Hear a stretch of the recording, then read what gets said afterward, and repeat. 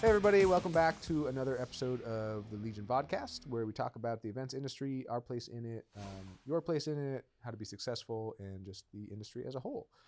Today, as promised, like I said, we were not going to just have Mark and I. So today we have Steve. He's a partner at Legion AVS as well. He runs Legion Films and our video side of the company. So Steve, welcome. Thanks for having me. So on our last episode, we talked a little bit about the events, venues, and kind of like event planners and like the formats of events and general sessions and breakouts and like what's better, what are people liking more, what's the industry kind of leaning towards. And so this episode is kind of a follow-up to that because you just did some video content for a conference that had some really cool ideas. So we wanted to talk about that a little bit. Yeah. I can just dive right in. Yeah, I had a great opportunity to jump in and work with some good friends in the industry over at Visit California who are excellent brand leaders in the marketing and event space. And they really took just an innovative approach to modernize their conference and make it more exciting for the attendees in a way that I haven't seen wholeheartedly adopted and implemented on an event yet. And we've been talking about it in our office about how we can do it and how we can make things more exciting for the attendees. And they just picked up with that and they ran with it on every avenue that they could. And it was really exciting to see. Yeah, that sounds awesome. I wish I could have been there. So yeah, one of the things we talked about was that the general sessions, like people don't want to be in a general session the whole time, right? So how did they do it? Like what were the things they offered? And then yeah, another thing we talked about was like structured versus unstructured networking, and because networking is such an important part of events. So it seemed like they did some cool stuff.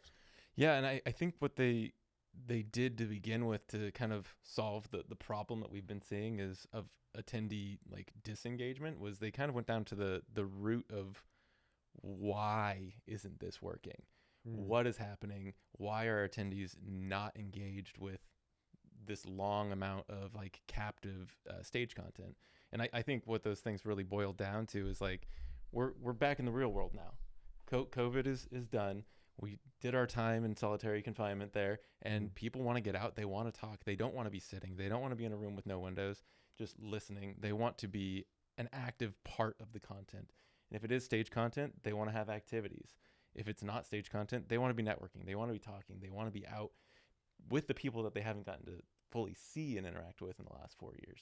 So they kind of took it back to basics there and said, what do these people come to this conference for? And it was to interact, to mingle, to network, and to brainstorm with their contemporaries about how they can do better in their industry and not just be told to do better in their industry. Yeah. So it's networking, it's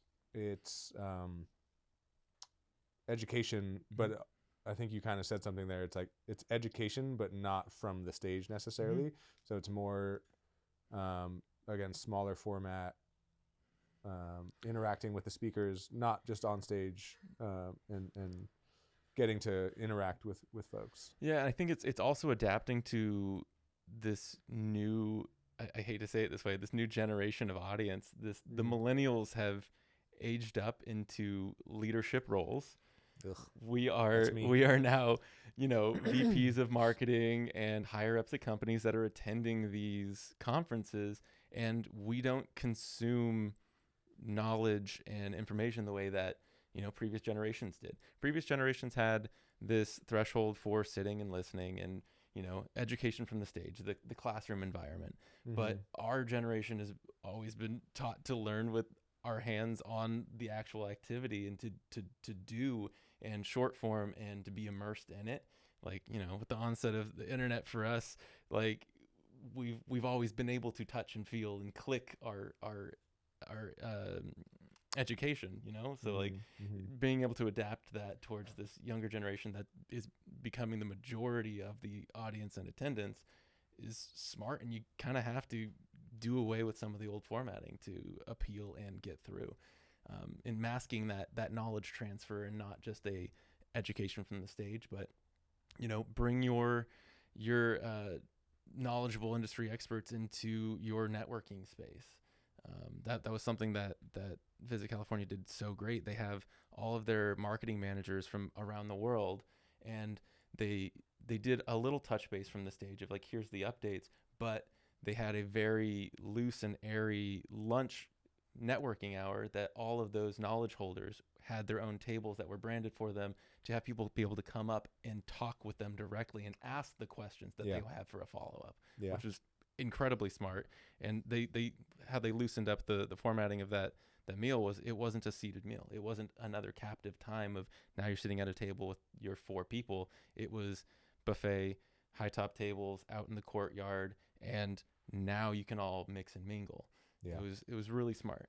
That is really, really smart. I really like that format of getting people to have time to ask questions that, you know, aren't in front of a big audience. Because I do feel like, you know, that like I just did an event and directly after, hey, you know, I finished our presentation and anybody have any questions?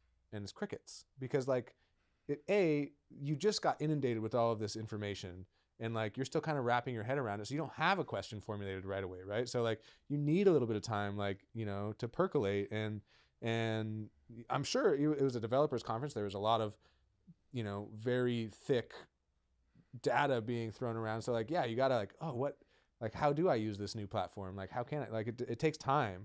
And so having, you know, give a little update from stage, but then have scheduled time for those knowledge holders to be accessible. Like, that's so valuable. Yeah. And you had a great point there of like that digestion time. That was a big, I think, key to how they formatted it. It was like, here's your time to hear them on stage. Here's their updates. Now we have our little bit of buffer time. Get your plate of food, have your lunch, and now you can go talk. Now you've gotten to think about what they said and how that might impact what you're actually doing. What you're actually doing, exactly. And there is also still like that you know, self-consciousness for audience members of like, if I ask this, is this going to be a stupid question? Mm-hmm. It 99% of the time not a stupid question, but you know, I don't want to ask my potentially stupid question in front of 1,000 people. And and it's also, if it's so specific to me, I don't want all these other people to have to take up the stage time of like, well, for you, Steve, here's what I would recommend. It could be way more tailored to the attendee by giving them that free reign to have the conversations that are left over from the stage, which is great. Yeah. So they did a general session. They had breakout rooms, but then they also had a lot of networking. So what I think you had told me, like their general session was like very limited. So what was the timing on that? And then like what specifically, I just want to kind of get specific on what were the networking sessions, and then, I mean, breakouts, I'm assuming were still relatively breakouts. But. Yeah. So they were quite bold with it. They actually cut their general session content down by, I believe, half. Wow. So that freed up a lot of time in the day. And then they also cut their breakouts down, I think, also by half.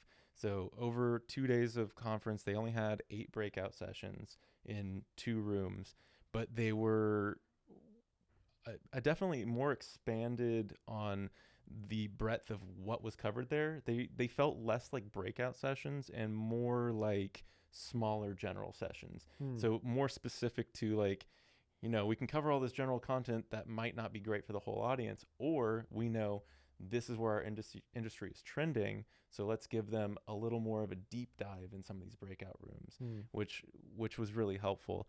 But the time that they freed up by pulling the breakout session and the general session time, they built into like really strategic, like masked networking time as outdoor activities, which also, genius, tied into their new branding of Ultimate Playground. So they made outdoor play activities for people to network at. So there was a morning block that was golf and putting and driving range and yoga, and that got people out and early and on site, like-minded, talking about what they're there to do and seeing some of their not coworkers, but people in similar positions at other agencies.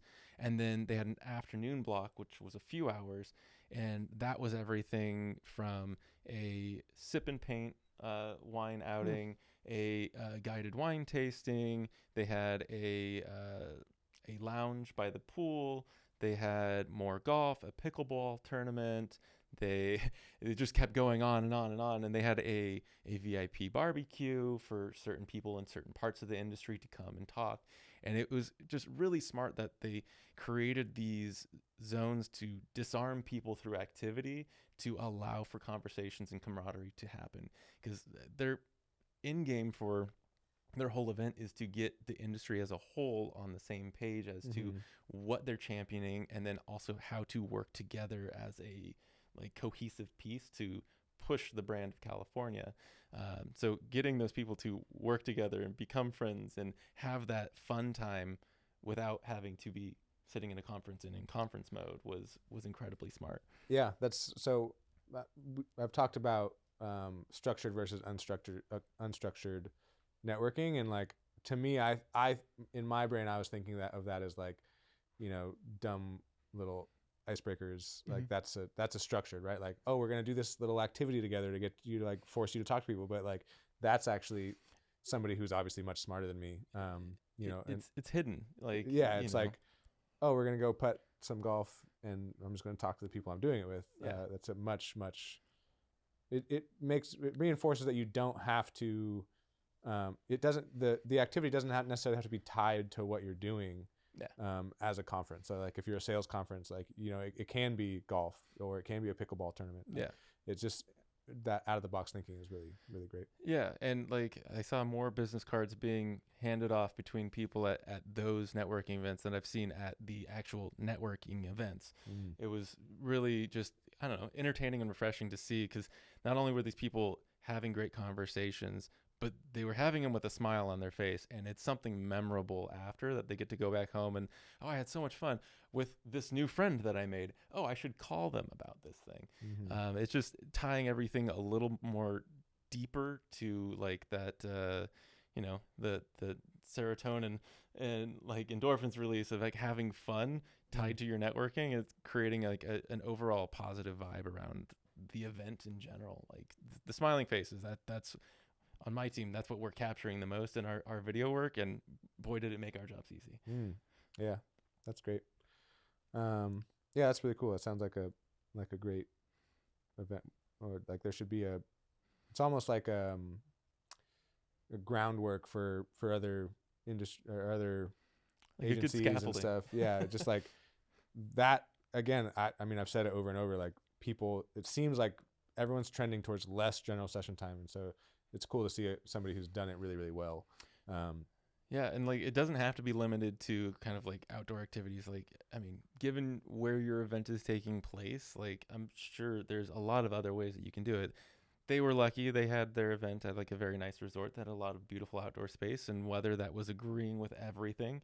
But like, there's other ways that you can do it in innovative ways. Like we were talking the other day about topic specific cocktail hours, where you break it out, and if you want to talk about building your business, you go to this cocktail hour. If you want to talk about working on your brand, like and really just setting those spaces for people to guide their own networking and their event experience, I think is a fun way to approach it as well. That's a good way to maybe transition to talking about other possibilities. We're in planning stages of a project that it's an event where we're connecting entrepreneurs and small business and startups with investors, and so it's like, how do we make everybody accessible to each other, right? Because there's going to be so many investors and going to be so many startups. So like, one of our ideas is to create these happy hours or like lounges. So like, your investor lounge, like you can have a couple investors there at different times throughout the day. And so the startups can go talk to them, right? So it's not the investors giving a pitch on the best way to pitch to investors. You actually get to go talk to the investors. It's not just, the startups going on stage and pitching to a bunch of investors. It's much more personal than that, which is what it really needs to be. So that's definitely something, again, it's kind of pulling back from that stage presence of an event. Yeah, and then I mean, on top of that, for all of you event producers, this is going to be a whole other episode. But this is all stuff that you can brand with your sponsors. All these types of extra networking times, they can all be brought to you by Platinum Sponsor Number One. So Mm-hmm. it's just there's so many ways that you can synergize your event to be working together, working for you, working for your attendees. That is out with the stale and in with the memorable and exciting.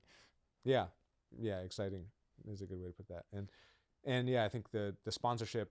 I just saw a thing on LinkedIn.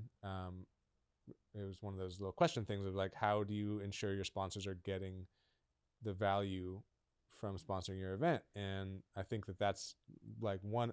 I feel like I've seen a lot of sponsors like sponsoring a breakout room, which is great, but it's also kind of, it's not innovative, and it also kind of, it forces them to create content to speak to an audience, like it's, you go stand on stage and you're going to click through your presentation.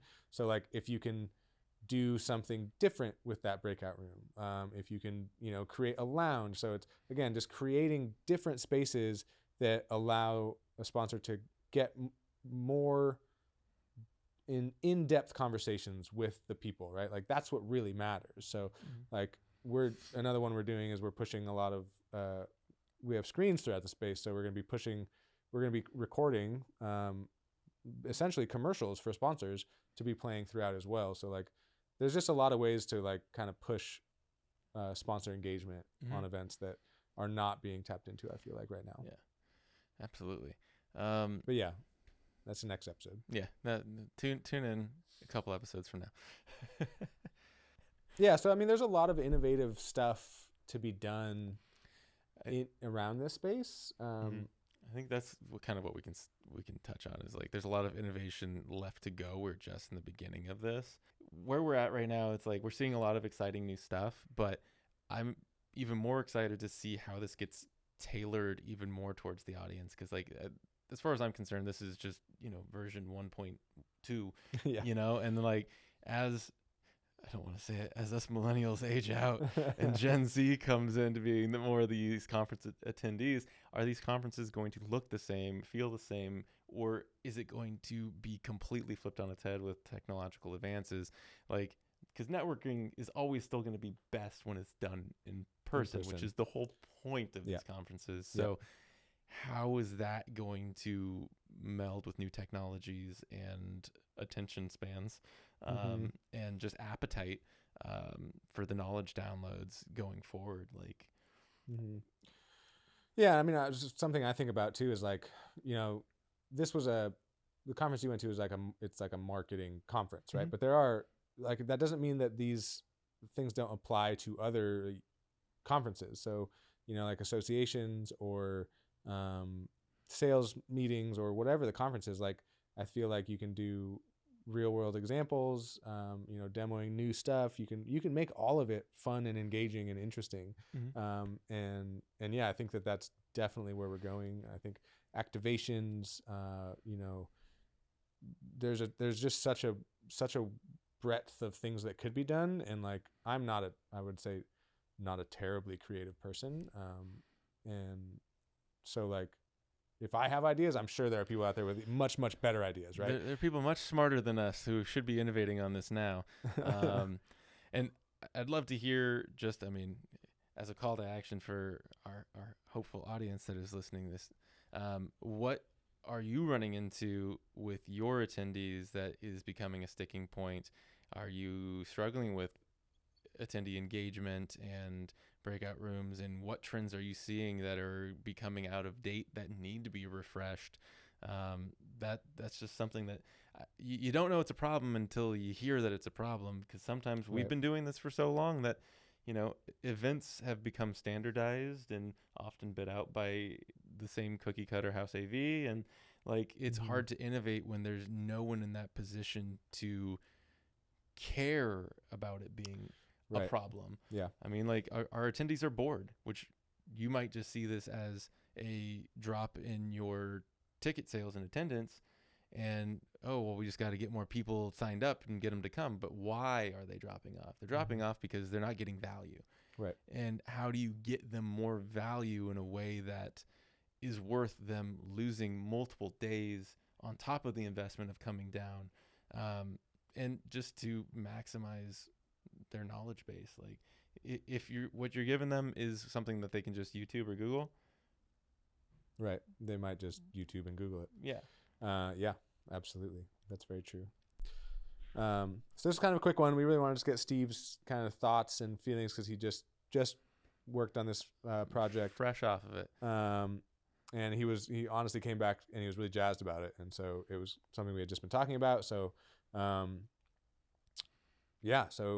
thanks for telling us about it. And I hope that our audience is, gets some valuable, nuggets out of that and can take this idea and run with it of moving away from, a 6-hour general session and do it maybe 2 hours in the morning, 2 hours in the evening, or 3 hours, a 3-hour morning session. And then it's all structured activities after that or whatever it is. I think that's a really fun, cool idea. So yeah, adapting to your audience and giving them the most value for their time is just something that just needs to be front of mind, and people are out there and they're doing it well, and it's exciting to be part of that. Yeah. All right. Well, thanks everyone, and catch you on the next one. Next time we will be doing part 2 of this, thinking outside the ballroom, specifically around the stage design and how you're presenting content to your audience. Indeed, which is inside the ballroom, but it's part 2 of outside the ballroom, back inside the ballroom. Yes. Very, very Chris Nolan of us. So big thing here really is, moving away from long general sessions and moving more into structured activities, more in-depth breakouts, basically just getting people in smaller groups, communicating and talking, and the variety of ways to do that. So just as a recap, Steve, do you want to kind of go through everything you saw that you loved? Yeah, the big takeaways that I got out of it was adapting to your audience, knowing your audience and what they have an appetite for, actually being in touch with them, and then just disguising the actual activities and knowledge transfer as fun. Yeah. That's the biggest way to just drive it home. Their keynote speaker was from the Agency of Research of Play, and he just drove it home. You learn best when you're feeling disarmed and you're having a great time. Interesting. Feeling disarmed and having a great time. That sounds like fun. Yeah. So I think that's going to wrap it up for this episode. Next week, we're going to be talking about inside those general sessions, what's the best way to get your content and your message across to audiences, and maybe rethinking general sessions, not just doing your standard stage and 2 screens setup. So tune in and give us your feedback. Thanks.